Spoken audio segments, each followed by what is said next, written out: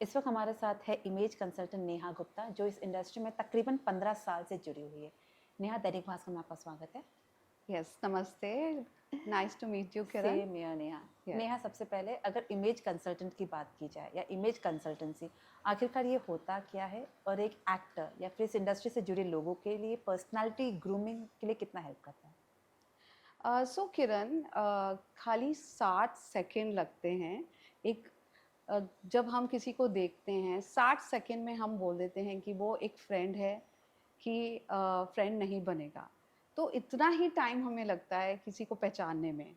तो 60 सेकेंड में हम कैसे अपना अपना इम्प्रेशन बना सकते हैं, वो बहुत इम्पॉर्टेंट है। सो उसके लिए हम आपको हेल्प करते हैं कि आप कैसे अपना अच्छा इमेज बना सकते हैं। तो इमेज बनाने के लिए कई चीज़ों की ज़रूरत होती है। एक तो ऑफ कोर्स ड्रेसिंग की। तो हम ड्रेसिंग सिखाते हैं एक साइंस के थ्रू। जब आप किसी को अंदर आते हुए देखते हैं तो वो ऐसे नहीं बहुत खूबसूरत या बहुत अच्छा लगता, उसमें बहुत कुछ किया होता है वैसे लगने के लिए। अच्छा। सो ऑफ कोर्स वो जो ग्रूमिंग डिटेल्स है, जो साइंस मतलब इंटरनेशनल स्टाइल स्केल है, या लाइक यू नो जो डीएनए होता है क्लोथ्स का, वो हम सिखाते हैं। आपके लाइफस्टाइल को पहचानते हैं, आपका बॉडी टाइप क्या है, आपका फेस शेप क्या है, उसके मुताबिक हम अपने क्लाइंट्स को सिखाते हैं कि कैसे कपड़े पहनने चाहिए। End of course you know जैसे पुराने एक्टर्स को भी आप देखोगे, उनका एक सर्टेन स्टाइल है, पर्सनल स्टाइल है। मतलब देवानंद को देख लो, या आप शशि कपूर को देख लो, या मुमताज़ को देख लो। तो वो मतलब अभी तक हम अगर उनकी छवि देखें तो हमें याद है कि वो कैसे लगते हैं। जी। मुमताज़ की साड़ी और देवानंद का स्कार्फ, तो वो हमें भूलता नहीं। तो वो एक पर्सनल स्टाइल कैसे बनाना है जहाँ आपका एक आइडेंटिटी बन जाता है, तो वो हम हेल्प करते हैं। उसके बाद में उनका वार्डरोब चेक होता है, और फिर पर्सनल शॉपिंग एक्सपीरियंस भी होता है। तो हम एक्चुअली स्टाइलिस्ट का काम भी करते हैं। अच्छा। जहाँ हम पूरे आपको सिखाते हैं सब कुछ, और फिर स्टाइल करते हैं। चलिए नेहा, अगर मान लीजिए कि मैं अगर अपकमिंग एक्टर हूँ या मैं अगर इस इंडस्ट्री में कदम रखना चाहती हूँ, लेकिन मैं मेक श्योर करना चाहती हूँ कि क्योंकि मैं एक पब्लिक फिगर बनने वाली हूँ, लोग मुझे जानने वाले हैं, मुझे कौन कौन सी बातों का ध्यान रखना पड़ेगा ताकि मेरी इमेज खराब ना हो, चाहे वो पेपराजी हो या चाहे मुझे इंटरव्यूज़ देना हो। तो एक्टिंग तो लोग मुझे देख लेंगे स्क्रीन पर, लेकिन इसके अलावा मेरी अगर इमेज बिल्डिंग करनी हो तो मुझे कौन कौन से प्रोसेस से गो थ्रू करना होगा? सो ऑफ कोर्स जैसे मैंने बोला, एक first is grooming details, then of course body language. Body language is very very important. You can make और break your image through your body language. ठीक है। सो अगर आपका बॉडी लैंग्वेज अच्छा है, अभी तो जो अच्छे एक्टर्स हैं या पुराने एक्टर्स हैं, उनको तो एक समझ आ जाता है कि पैपराजी के साथ कैसे बात करनी है, या पब्लिक फिगर हैं तो वो जब बाहर जाते हैं तो कैसे बिहेव करना है। पर ये भी एक आर्ट है और साइंस है, और आपको वो समझना चाहिए।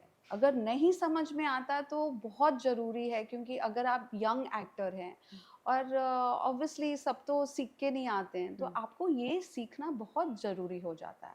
End of course you know communication, कैसे बात करना, एक वार्म पर्सनालिटी होना। आप एंगर नहीं दिखा सकते, आप रूड नहीं हो सकते publicly.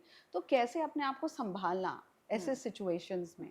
End of course you know public speaking, क्योंकि हम खाली एक एक्टर नहीं हैं, हम पब्लिकली भी जाते हैं और स्पीचेस देते हैं, बात करते हैं, वीडियोस बनाते हैं। तो कैसे पब्लिकली भी बिहेव करना, साथ में public speaking, your tone of your voice भी कितना इम्पोर्टेंट हो जाता है, like voice modulation. So and etiquette, so social etiquette is also involve in all of this. Like कि आपको आपका व्यवहार कैसा है कॉमन पीपल के साथ। आप एक्टिंग तो करते हो, पर आपको जो हीरो बनाता है वो तो ऑडियंस है ना। तो ऑडियंस को आप कैसे खुश कर सकते हो, या अपना सही एटीट्यूड दिखा सकते हो कि आपका एटीट्यूड अच्छा है। सो जैसे हमारा एक कोट है, treat others the way you treat yourself. तो अगर हम दूसरों को अच्छा ट्रीट करेंगे तो ही लोग हमें भी अच्छी तरह ट्रीट करेंगे। सो वी हैव टू, ये एक मंत्रा एक्टर के लिए भी लागू होता है कि अगर आप ऑन स्क्रीन अच्छे हो तो ऑफ स्क्रीन अगर अच्छे होगे तो आपको सक्सेस जल्दी मिलेगा, राइट। एक एक्टर हर जगह पे मौजूद होता है, चाहे उसको फ्यूनरल में जाना हो, या चाहे रात की पार्टी में जाना हो, या चाहे वो एयरपोर्ट पे हो, राइट, या चाहे वो फिल्म की स्क्रिप्ट पढ़ने कहीं जा रहा हो, हर जगह आजकल तो पेपराजी का ज़माना है, वो क्लिक होते हैं। एज एन इमेज कंसल्टेंट, क्या आप लोग कब कहाँ पे क्या पहनना है, कैसे पहनना है, उसमें किस तरह से गाइड करते हैं? So of course the 4 A's of image consulting जो बोलते हैं, you need to be appropriate, मतलब आपको सही जगह पे सही चीज़ पहनना चाहिए। मतलब अगर आप फ्यूनरल पे जा रहे हैं या एयरपोर्ट जा रहे हैं या किसी की पार्टी में जा रहे हैं तो आपको सही कपड़े सही टाइम पे, दिन हो या रात हो, या क्या पहनना चाहिए, 100 लोगों के बीच क्या पहनना चाहिए, 10 लोगों के बीच क्या पहनना चाहिए, वो बहुत इंपॉर्टेंट है, वो समझना। एंड ऑफ कोर्स ऑथेंटिक, मतलब ऐसे नहीं लगना चाहिए कि आप अनकंफर्टेबल हो रहे हो, आपका सब जो कुछ क्लीवेज दिख रहा है या आपने कुछ ऐसा पहना है और आपका बॉडी लैंग्वेज अलग से लगने लग जाता है। तो ऑथेंटिक होना बहुत ज़रूरी है। और फिर of course attractive, because attractive खाली हम अपने लिए नहीं लगते हैं, पर दूसरे हमको कैसे देखते हैं वो भी बहुत ज़रूरी है। एंड ऑफ कोर्स अफोर्डेबल, मतलब अफोर्डेबल, सबके हस्बैंड्स तो सबसे पहले बोलेंगे कि अफोर्डेबल होना चाहिए, बिकॉज टाइम ही सस्टेनेबिलिटी का है, और एक चीज़ में कुछ ज़्यादा खर्च हो और एक चीज़ में कम खर्च हो, उससे अच्छा एक बैलेंस होना चाहिए कि आप हिसाब से खर्चो। ओके, तो ये और 4 फिर भी ए अच्छे ज़रूरी लगो। है। हाँ, ये 4 ए होना ज़रूरी है। यस, इसको ध्यान देना ज़रूरी है। यस। ओके, नेहा, अगर इमेज चेंज की बात की जाए, अगर फॉर एग्जांपल कंगना की अगर बात की, जैसे हम बातचीत कर रहे थे, जब तक कंगना एक एक्टर रहती है तो एक अलग इमेज है, बट अब वो पॉलिटिशियन बन गई है, तो धीरे धीरे वो भी अपना इमेज बदल रही है। इस बारे में आपका क्या ओवरव्यू है? यस, वेरी गुड, वो अपना सही तरीके से कर रही है, मतलब अभी वो काफ़ी साड़ियाँ पहन रही है और लाइक अच्छे ब्लाउजेज एंड साड़ीज़, तो वो एक ट्रांजिशन आ रहा है, एक ट्रांसफॉर्मेशन आ रहा है, जहाँ वो ऑब्वियसली एक एक्ट्रेस की तरह रहती थी और अभी पॉलिटिशियन की तरह रह रही है।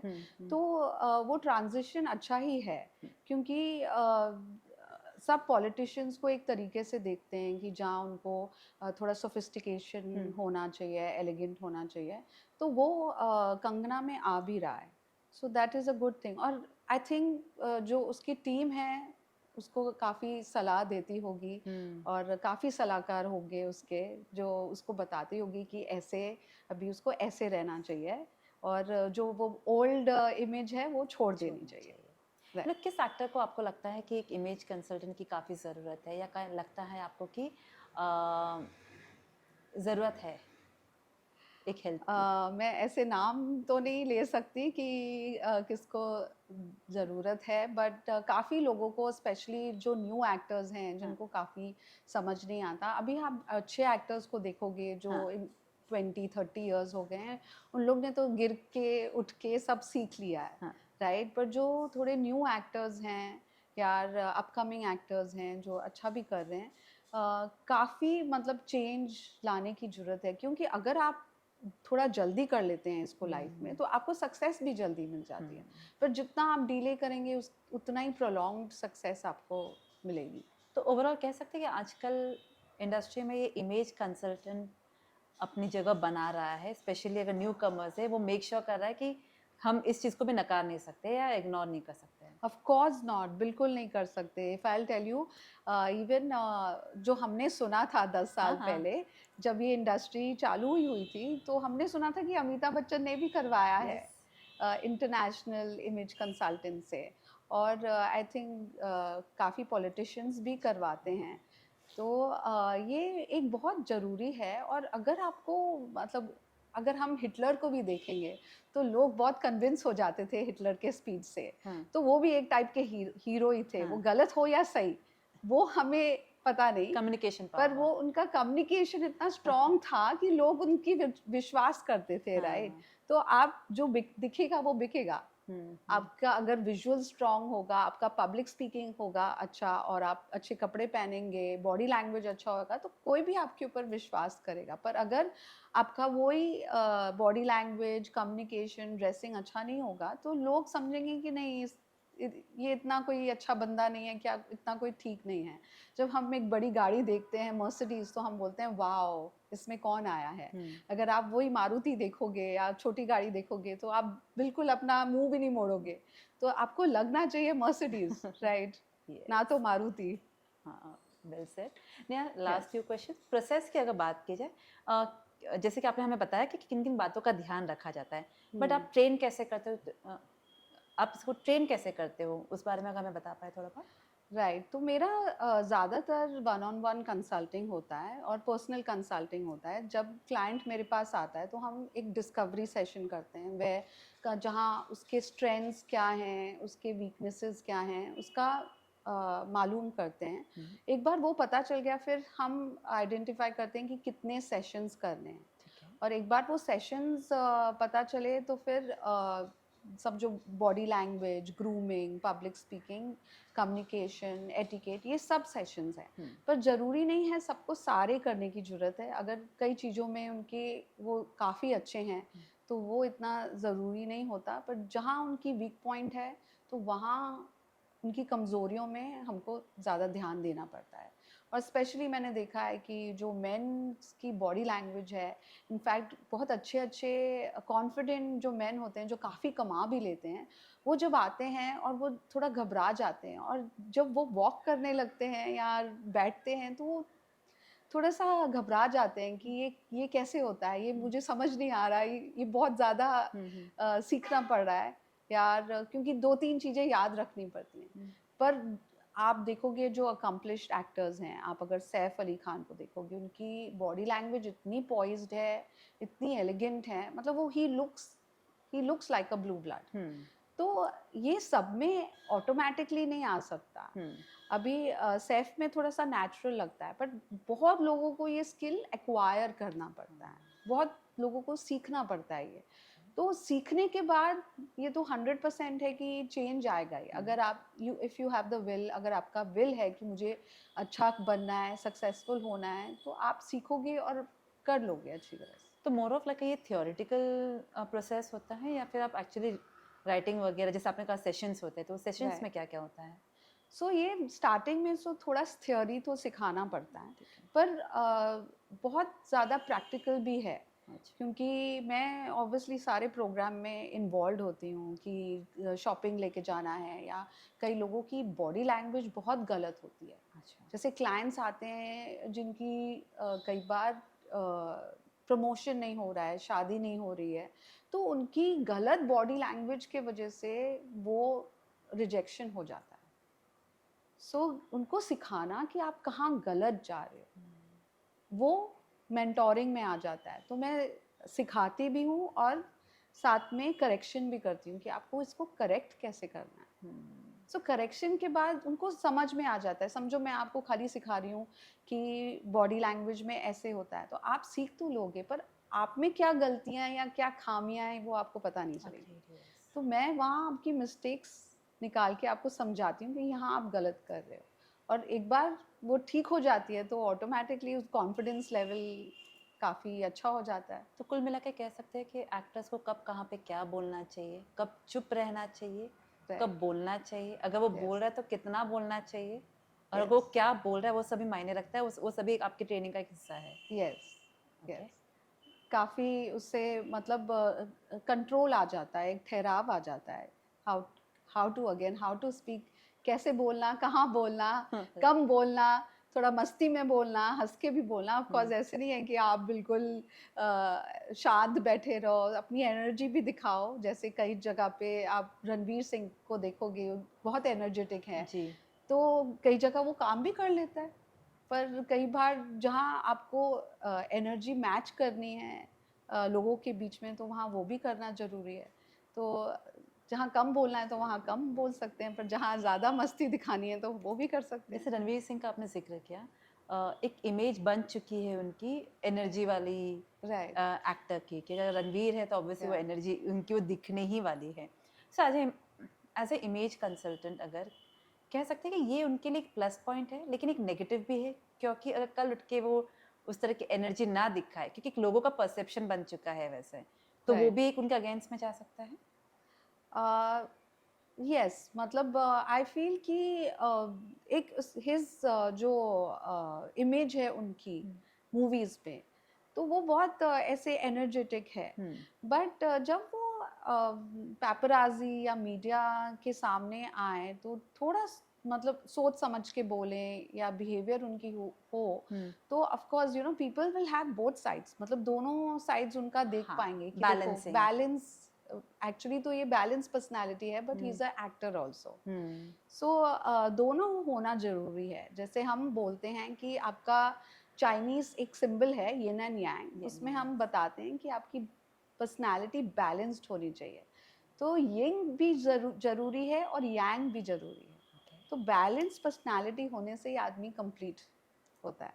ठीक है, चलते चलते सोशल मीडिया एथिकेट्स की अगर बात की जाए, किस तरह से ध्यान देती है, क्योंकि ये एक ऐसा वायरस कह सकते हैं या एक ऐसा मुद्दा है जो एक गलती हुई और आपकी पूरी इमेज खराब हो सकती है। राइट, आजकल सोशल मीडिया का ही ज़माना है, अगर आप सब काम सोशल मीडिया से ही मिलता है आजकल, तो वहाँ आपको कैसे बिहेव करना है वो बहुत बहुत इम्पॉर्टेंट हो गया है। और सोशल एटिकेट भी हम सिखाते हैं कि मतलब कैसे एक जेंटलमैन की तरह लाइक और लेडी लाइक कैसे हम बिहेव कर सकते हैं। आपका एक्टिंग जो मर्जी हो, बट आपका जो बिहेवियर है अगर वो थोड़ा भी गड़बड़ हो गया तो ऑफ कोर्स पैपराजी तो है तंग करने के लिए, बट या जो भी बोलने के लिए। सो अगर आप लाइमलाइट में हो तो आपको बहुत ध्यान देना चाहिए कि आपका बिहेवियर कैसा है, अदरवाइज वो रियल पर्सनालिटी पे अफेक्ट कर सकती है। यस ऑफ कोर्स, क्योंकि आई थिंक आजकल real life and real life काफ़ी एक साथ जुड़ के मतलब पीपल एक इम्प्रेशन बना रहे हैं, क्योंकि जितना हम अभी उनको स्क्रीन पे देखते हैं, पिक्चरों में देखते हैं, उतना ही हम उनको रियल लाइफ में भी देख रहे हैं, इनफैक्ट ज़्यादा देख रहे हैं।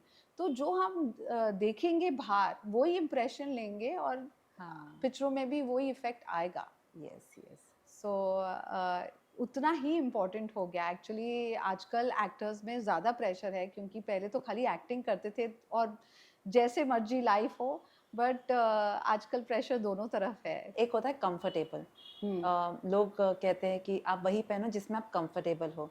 हाउएवर क्या है, ये इस स्टेटमेंट को हम ये कह सकते हैं कि हर जगह आप कंफर्टेबल होना ज़रूरी है, बट हर चीज़ कंफर्टेबल को ध्यान में रखकर ही आप नहीं पहन सकते हो, ऐसा कह सकते हैं। बट आई वुड से किरण कि हम कंफर्टेबल भी हो सकते हैं बट क्रिएटिव भी हो सकते हैं, मतलब सुंदर भी लग सकते हैं और कंफर्टेबल भी हो सकते हैं, तो दोनों पॉसिबल है। ऐसे नहीं है कि हम खाली अनकंफर्टेबल कपड़े पहने और अच्छे लगे, पर आजकल कंफर्टेबल कपड़ों में भी अच्छे लग सकते हैं, मतलब it is not so difficult. जरूरी नहीं है कि आप कहीं मतलब एयरपोर्ट पे अगर आप जा रहे हो तो जरूरी नहीं कि आप बस वही आप लंबा मैक्सी पहन के निकल जाए, अब उसमें भी आप स्टाइलिंग कर सकते हैं और कंफर्टेबल रह के पेपराजी को अच्छी पिक्चर्स दे सकती है। Yes of course, perfect. इसके लिए हम इमेज कंसल्टेंट और स्टाइलिस्ट इंपॉर्टेंट रोल प्ले करते हैं। मतलब ये कह सकते हैं कुल मिला के कि आप उन्हें बताते हैं कि कहाँ पे कब क्या पहनना है, ताकि उनकी इमेज बिल्डअप हो सके, कहीं पे भी गलत ना हो जाए उनका जो भी वो कन्वे करना चाह रहे हैं अपने फैंस को या फिर मीडिया को या पेपराजी को, और ओवरऑल उनकी जो इमेज अच्छी इमेज है वो बरकरार है। अगर कहीं पे भी खराबी आ जाए या कहीं पे भी गलती हो जाए तो ये मेक श्योर करते हैं कि उनको फिर से अपने कंसल्टेंसी के थ्रू सुधार सके। एब्सोल्युटली, बिल्कुल ठीक कहा आपने। यू नो आपकी एकेडमी में 20 साल हो गए और इस 20 साल में कई बड़े नाम की शुरुआत आप ही से हुई थी। बड़े नाम अगर मैं कहती हूँ तो ए लिस्टर एक्टर्स हैं, जैसे कि Anushka Sharma, Tiger Shroff, Daisy Shah, Mrunal Thakur, Kartik Aaryan. You know अगर उनके बारे में अगर हमारे साथ में कुछ इंटरेस्टिंग बातें एज एन एग्जाम्पल अगर शेयर कर पाए, ताकि हमारे ऑडियंस जो आज उन्हें इतनी बड़ी स्क्रीन पे देखती है, उन्हें इतना सक्सेसफुल और कॉन्फिडेंट देखती है, बट आपके जरिए थोड़ा जानना चाहिए इनके बारे में। ठीक है, अगर अनुष्का से शुरुआत हाँ, अनुष्का से अगर शुरुआत करें तो अनुष्का के बारे में एक बड़ी इंटरेस्टिंग चीज़ ये है कि वो लड़की उसकी अपनी एक एनर्जी और एक ऑथेंटिक थी वो शुरू से, एक सर्टेन लेवल ऑफ जिसे कहते हैं ना बस जो है वो बिंदास है ना। तो मुझे याद है कि मेरी पहली क्लास थी और मैं ओरिएंटेशन की क्लास करता हूँ, तो उसमें काफ़ी मैं एक्टिंग को लेके एक बात करता हूँ, और क्लास ख़त्म होने के बाद वो मेरे पास आई एंड शी सेड, सर मुझे ना एक्टर नहीं बनना है। मैं आपको क्लियर बता रही हूँ, मुझे एक्टर नहीं बनना है। हाँ, वो एलीट एजेंसी है, मॉडलिंग एजेंसी, हाँ, पहले हाँ, हुआ हाँ, करती हाँ, थी, अब वो टूट के कौन और हाँ, बन यस गया है। यस यस, तो शी सेड वो उनके थ्रू आई थी, हाँ, मतलब she used to model for them, through them. तो कहने लगी कि मेरा ये सर ऑफ सीजन है और इन दिनों मुझे गुस्सा बहुत आता है सर, मैं इरिटेटेड रहती हूँ हर बात पे। तो किसी ने मुझसे ये कहा, go to an acting school, वो फन होता है, वहाँ थिएटर गेम्स होते हैं, इमोशनल कुछ प्रोसेस होते हैं, तो कथारसिस होगा, तेरे सारे जो गुस्सा है, हाँ, इरिटेशन है ना, इमोशंस, वो निकल जाएंगे। अच्छा, सो मैं तो सर इसलिए आई हूँ। आपने आज एक्टिंग की बात करी तो मुझे लगा कहीं ऐसा ना हो कि आप मुझसे भी यही उम्मीदें करोगे कि मैं एक्टिंग को लेकर इतनी सीरियस हूँ। मैं एज ऑफ नाउ हाँ, नहीं हूँ। अच्छा, और वही लड़की ने तकरीबन, मुझे एग्जैक्ट डे तो याद नहीं है, पर आई थिंक 2 हफ्ते के लगभग के आसपास का टाइम था, एंड वो फिर क्लास के बाद रुकी। उसने कहा, सर मुझे मजा आ रहा है, मुझे ये नहीं पता था कि एक्टिंग ऐसा काम है। हाँ, शी सेड मुझे ना एक्टिंग के साथ जो उसका पूरा पैराफर्नेलिया है ना, कि आप अपने आप को एक सर्टेन हाँ, इमेज हाँ, हाँ, के हाँ, साथ जो रखते हो, मैं कभी बहुत ज़्यादा उससे वो नहीं होती हूँ। मुझे वो बहुत एक बोझ लगता है। तो मुझे अच्छा, लगता था यार, स्टार होना एक बहुत ही बोझ है जिसको आपको हर समय कैरी करना है। द वे आप आपको स्क्रूटनी में है आप हर समय, तो आपका एक एक बिहेवियर जो है वो लेंस के अंडर है। तो मुझे लगता था यार मुझे ये नहीं होना। लेकिन अब जब मैं ये जो कैमरे के इस तरफ वाला जो ये कहानी सुनाने का और कैरेक्टर्स क्रिएट करने का जो प्रोसेस है ना, ये तो बड़ा इंटरेस्टिंग लग रहा है। सो आई डोंट नो कि कब मैं करियर वाइज कहाँ जाती हूँ, बट मैं ये काम एंजॉय करने लगी हूँ, एंड मैं अब इसे कर रही हूँ। मैंने कहा ठीक है, you discovered it for yourself, you found out it, तो करो। आज इतने सालों में क्या बदलाव देखते हो, क्योंकि आज वो ग्लोबल बहुत, आइकन है। Yes yes yes. मतलब मैं आपको बताऊं, यहाँ पर अगर आप हमारे जो लाउंज है वहाँ पे आप देखेंगे तो उसके कई सारे वीडियोस चल रहे हैं, हाँ, चलते हैं, क्लास के हाँ, एक्सरसाइजेज जो हैं। आप एक शॉट में नहीं देख सकते जब वो 3 सेकंड के लिए स्टिल बैठती है। She was that Babli. अगर कैमरे की तरफ देख रही है ना, 3 सेकंड में वो 5 बार आंख मार देती है। She used to be that bubbly, that energetic. और आज जो मैं अनुष्का देखता हूँ, she is blossomed into so with so much of mature woman, ग्रेस, yeah. मैच्योरिटी।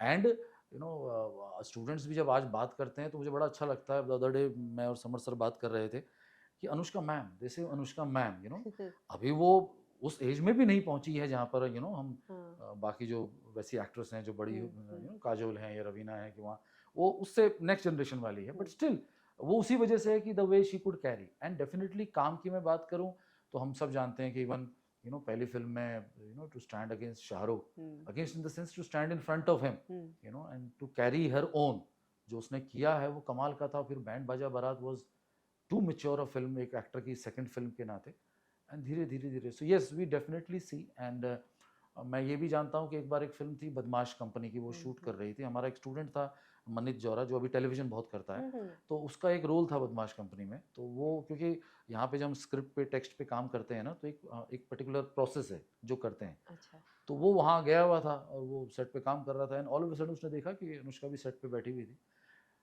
एंड वो इंटरेस्टेड हो गया बिकॉज उसे मालूम है हाँ, अनुष्का है। हाँ, तो ध्यान देकर रहा, सर वही प्रोसेस कर रही थी while she was working on the script. तो अच्छा, मुझे अच्छा लगा कि आज शी सक्सेसफुल काम कर रही है, बट वो जो इंस्टीट्यूट में सिखाया हुआ प्रोसेस है स्क्रिप्ट के साथ, वैसे ही कर रही थी जैसे मैं कर रहा हूँ। अच्छा, सो मतलब एक हमारा, मैं ये नहीं कहता हर एक का अपनी डेस्टिनेशन होती है, आपकी कंडीशनिंग है, आपकी जेनेटिक्स है, पर एक इंस्टीट्यूट एक सही तरह का शायद माहौल इंड्यूस कर देता है आपके अंदर, कि आप एक दिशा मिल जाती है और आप उस पर एक, मैं हमेशा बोलता हूँ कि आप सिर्फ यहाँ रह के नहीं सीखोगे, आप उस मोड पे आ जाओगे जब आप लगातार सीख रहे होगे। That journey I see with Anushka का गुस्सा का आपने जिक्र किया हाँ, है, गुस्सा तो आज भी उन्हें आज भी आता होगा। है। I am sure, I am sure. जब आप सोशल मीडिया पे आप देखते हो हाँ, तो उसका जो याद आता यहाँ है वो पुराने मन में दिनों। है ना, वो खट से मुंह पे बोलती है। उसका ऐसा नहीं है कि तो वो उस कुछ वक्त होल्ड आपने, बैक। उस वक्त कभी, या जब से आपके साथ में आपके अंडर में थी, तो कभी उनको आपने गुस्सा शांत करने की भी टेक्निक सिखाई थी कि, क्योंकि ऑब्वियसली एक पर्सनालिटी हाँ ग्रूमिंग है का हाँ, भी हिस्सा नहीं है। उसका गुस्सा कभी ऐसा नहीं होता था कि जो अनवारंटेड हो जाए या हाँ, आउट ऑफ कंट्रोल हो जाए। और वो मतलब गुस्सा भी नहीं, एक सर्टेन लेवल ऑफ इरिटेशन होती थी, इरिटेशन, जो वो अपने कलीग्स के साथ, अपने जो बैचमेट्स हैं उनके साथ ही करती थी, कभी मतलब स्टाफ के साथ नहीं उसने, या हम लोगों के साथ कभी ये नहीं। तो एक जैसा होता है ना, अब उसके मदर, खास करके पेरेंट्स भी आए थे, उनके फादर आर्मी में थे उस समय, डिफेंस में थे, वो यहीं मलाड में कहीं रहते थे, मदर भी आई थी। तो she was a very well brought up child that way. तो वो कहाँ कितना रखना है उसको पता था, पर हाँ एक स्वभाव से वो मुंहफट टाइप ज़्यादा थी। चलिए कार्तिक की अगर बात की जाए तो Kartik was a one, sweet boy, हाँ। जो बिल्कुल ही मतलब उसको लेके भी अगेन मुझे कई बार मैं अनुष्का और कार्तिक इन दो नामों की खास करके अगर मैं बात करता हूँ, Mrunal Thakur for that matter, हम इस बात के लिए भी अपने आप को लकी मानते हैं कि हम उनकी जर्नी का हिस्सा थे, और ऐसे एक्टर्स की जर्नी का हिस्सा थे जिनका इंडस्ट्री में कुछ भी आधार नहीं था, और बिल्कुल ज़ीरो से उन्होंने शुरू किया और टॉप पे पहुँचे हैं, और इसमें कहीं हम साथ में उस जर्नी में थे, तो ये बड़ा एक प्राउड फील कराती है बात। हालांकि आज सब जानते हैं, कार्तिक के इंटरव्यूज़ के थ्रू हमने जाना है, बट मैं जानता हूँ कि किस तरह से उन दिनों DY पाटिल से आना, वो ऑडिशंस देना, और ख़ास करके जब लव की जो पहली फिल्म थी उसके लिए बड़ा डामाडोल वो रहता था, क्योंकि लव को चेहरा पसंद था, उसका जो बेसिक लुक था वो पसंद था फॉर दैट कैरेक्टर, जो हैंडपैक्ड है एकदम बॉयफ्रेंड, बट क्योंकि he needed to work on him, तो वो थोड़ा सा एक दिमाग में रहता था। तो उस पूरे पीरियड में जिस अनसर्टेनिटी के साथ वो रहता था, लेकिन एज पे रहता था और ज़्यादा मेहनत करता था, तो उसकी बड़ी एक टिपिकल हम जो कहानी सुनते हैं ना, एक स्मॉल टाउन से एक लड़का आया, आंखों में सपने लिए, unsure of things around hair, कैसे क्या करना है, कोई माई बाप नहीं है, कुछ नहीं है, और धीरे धीरे स्टेप बाय स्टेप अपने डेडिकेशन कह लो या अपना एक नेचर कह लो, इंटेलिजेंस भी है, I find that guy very intelligent, कि किस तरह से उसने अपना रास्ता बनाया है। और प्यार का पंचनामा में बाकी दो लड़के भी और थे, एंड उन्होंने भी बहुत अच्छा काम किया था, और उस टाइम पे शायद कार्तिक उन तीनों में सबसे ज़्यादा रॉ था। और कार्तिक के साथ तो ऐसा भी हुआ कि प्यार का पंचनामा के बाद क्योंकि ट्यूनिंग हो गई थी, तो फिर वो अगली 3-4 फिल्मों में मैंने उसके साथ काम किया है, तो जहाँ पर वो अपने कॉन्ट्रैक्ट में ही बोल देता था कि मुझे स्क्रिप्ट पे काम करना है, so I would be needing Rupesh sir, तो फिर वो आकाशवाणी, प्यार का पंचनामा 2, कांची, इन सारी फिल्मों में मैंने उसके साथ काम किया, तो लगभग 1.5-2 साल उसके साथ मेरा कनेक्शन रहा है। So I have seen him जिस तरह से कितना बदला है, बहुत बदला है। अच्छा, उसमें दो चीज़ें हैं, मतलब मैं ये देखता हूँ, एक तो ही हैड दैट बॉयिश नॉटीनेस जो लेस्ड विद एक सर्टेन अमाउंट ऑफ ह्यूमर है, जो सरकास्टिज्म भी है और इंटेलिजेंट ह्यूमर है, वो मैं देखता हूँ आज भी उसका इंटैक्ट है, but at the same time उसकी जो अपनी एक होता है ना कि आप एक ऑकवर्डनेस है, जहाँ पर आपको कोई दिशा समझ में नहीं आ रही है, वो आज जब मैं उसकी पब्लिक प्रेजेंस देखता हूँ, the confidence that he carries, and हज़ारों की भीड़ है, and the way he comes up and the way he talks, the surety जिसके साथ वो माइक पे बात करता है, विच इज़ बियॉन्ड एक्टिंग, आप पर्दे पे करते हो वो तो अलग है, कंट्रोल्ड एनवायरनमेंट है, लेकिन जिस तरह से वो आज मैं रेगुलर उसको इंस्टा पे फॉलो करता हूँ, देखता हूँ, और वो पब्लिक गैदरिंग में जिस तरह से बात करता है, बॉडी लैंग्वेज उसका, पॉइज जो शुरुआत में बिल्कुल नहीं था, अगेन उसकी भी आप यहाँ पे क्लिपिंग देखेंगे तो I will see a very unsure body language उसकी, बट वो धीरे धीरे ब्लॉसम होके आज तो खेलता है। उनकी कौन सी एक पर्सनालिटी ट्रेट है जिस पर आपको ज़्यादा मेहनत करनी पड़ी शुरुआती दिनों में? मैं यही कहूँगा उसकी वही जो उसकी एक अनश्योरिटी अक्रॉस होती थी, अच्छा, उस अनश्योरिटी में उसे नहीं पता था कि उसकी जो ब्रेथ है वो अफेक्टेड होती थी, और उस जो होती है, और उसकी वजह से उसकी पिच हाई चली जाती थी, और वो फिर हाई पिच में क्योंकि ब्रेथ खिंचती है, वो जब बोलता था तो वो बोलना ही थोड़ा सा वीक आ जाता था।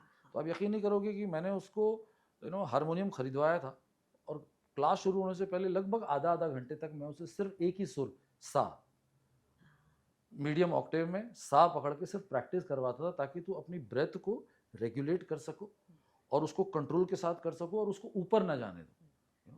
तो वो, और ये बहुत बार होता है लोगों के साथ कि द मोमेंट आप किसी की ऑ में हैं या आप किसी प्रेशर में हैं, उसका असर ब्रेथ पे पड़ा, एंड आपकी पिच गो जाती है हाई, और जैसे ही आप हाई पिच में जाके फिर आप जो बोलते हो वो आपको खुद सुनाई देता है, एंड यू फील कि आप स्ट्रॉन्ग साउंड नहीं कर रहे हो, ये एहसास आपको और कमजोर महसूस करवाता है, आप वीकर होते चले जाते हो, क्योंकि आप कंफ्यूज हो जाते हो और you are not confident what you are delivering. तो मैंने बस उसको इस चीज के लिए अवेयर किया और खूब प्रैक्टिस कराई, एंड मैंने देखा कि उसका रिजल्ट भी बहुत अच्छा आया।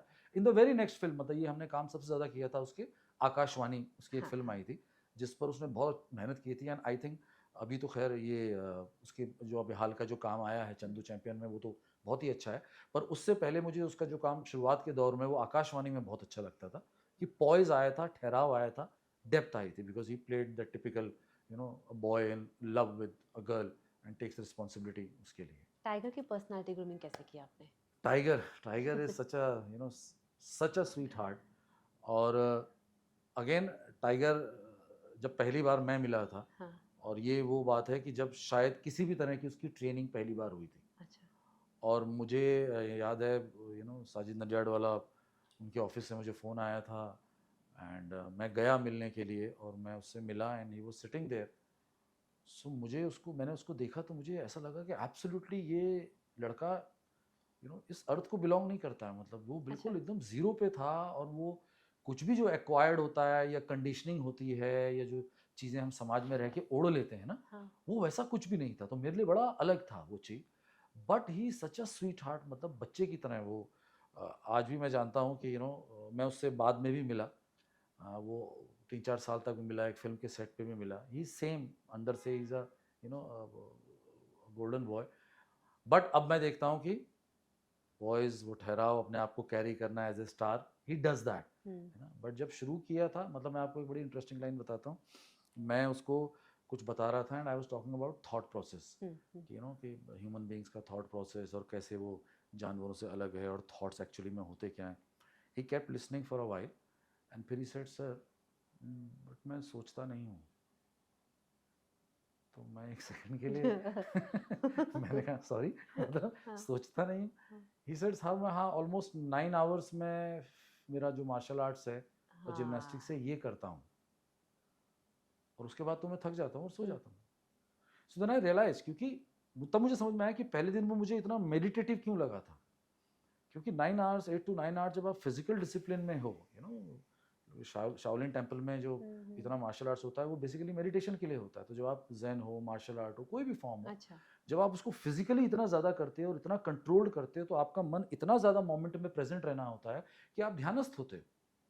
वो फिजिकल मेडिटेशन है, इसलिए जो इनफैक्ट जो पूरा मार्शल आर्ट का जो शुरुआत ही हुई अच्छा, थी, वो हुई इस वजह से है कि वो एक स्पिरिचुअल जर्नी का हिस्सा था। वो एक तरीका था, okay, you know in a physical in form, a physical form, okay, कि आप इतना प्रिसाइज एक एक मूवमेंट के साथ जब करने की कोशिश करोगे, तो वो कोऑर्डिनेशन, क्योंकि आपकी सांस भी हल्की सी बिगड़ी तो आपका बैलेंस बिगड़ जाएगा। एग्री, तो वो मन, शरीर, सांस, वो सबका कोऑर्डिनेशन, तो इसलिए वो बड़ा मेडिटेटिव था। 1 मिनट। हाँ। तो टाइगर की कौन-सी एक पर्सनैलिटी ट्रेट थी शुरुआत में जो आप जिस पर आपको मेहनत करनी पड़ी? शाइनेस। he हाँ, still is, he yes, still is, yes. but he used to be extremely shy.